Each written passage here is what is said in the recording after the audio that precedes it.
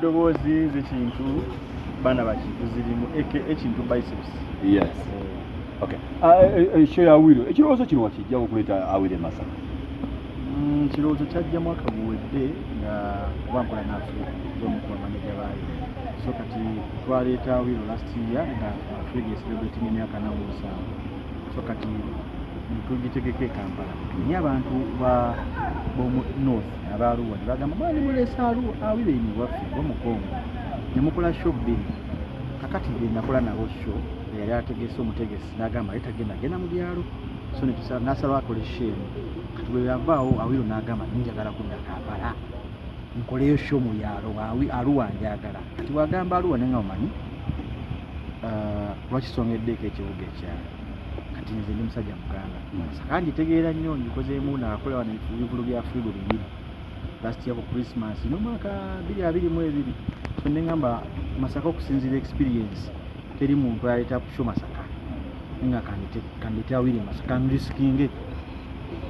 Yes. Mbaleetere naye nasooka kujja mu mwezi gwa April ne mbuuza ne bangamba Masaka tetuleetangayo international twakumba myaka gya 9.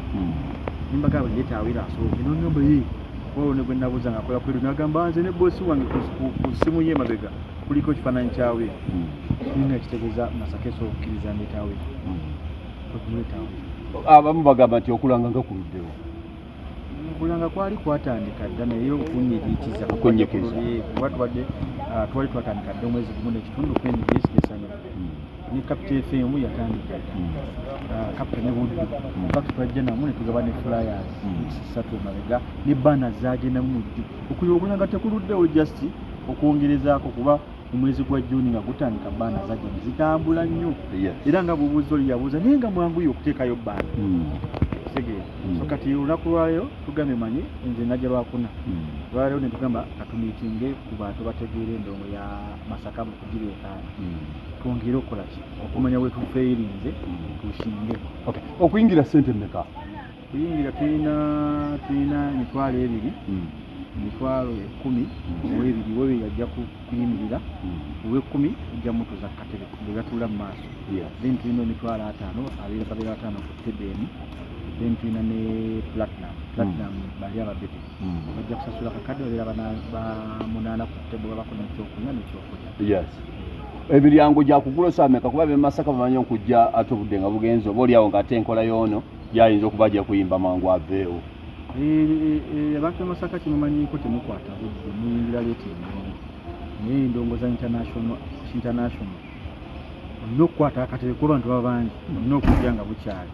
Emiryango gijja kugulawo saa 12 but I think that's even late. By saa 11 tujja kuba tuguddeyo kuba sound check egenda kubeera the day before ebyuma bijja kujja wano ku Lwakutaano babiseetinge ku Lwomukaaga bayiseemu.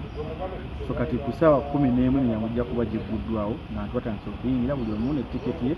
Tiketi ziri tugenda tandika ozitundira ku Totals kuliko online waliwo bagita www.ticket.co.ug. osobola okugenda kati n'ogula tiketi yo n'obeera nayo bw'ogigula bw'omala emiti ne bakusindikira email ku email ye tiketi bw'oba nayo. So onojja wano wali tujja wano ettiimu esikaninga nemanya nti tiketi ebivayo. Security lyetya abantu bagenda kutambula okuva okumpi n'ewala bajje ebyokwerinda. Security twayogera ne Uganda Police era tuli mu kufinalizinga okufuna ebbaluwa okuva ewa IGP sonati eggwanga lyonna limanya nti Awilo ali mu ggwanga. So kati tujja kufuna security okuva ku head office from the police okutambula n'omuyimbi ye mujja manya nti ali safe. Then ne Masaka bagenda wandiikira DPC ne OCCID batuwulire ba deployment gye bagenda okukola okusinziira ku bantu be tusuubira. So security tugera wagye twasookerako before anything. Yes. Pozi nga bino kyemubuuza lwaki wagasseemu ebinyaanyanya? Agasseemu ebinyaanyanya because nze Awilo omutegeseeko nakolako ko naye last year ne ndowooza nti aleeta bavubuka engeri gyendize ndi wa Africa naye okusinga alina kuba abantu omuntu gubazala mu 2000 alina okuba nga Awilo tamulabangako. Kati ye bategeera ba Misaki bategeera ba Suna Ben. Kati Suna Ben tufolowinze nnyo ekintu kye musajja w'amaanyi.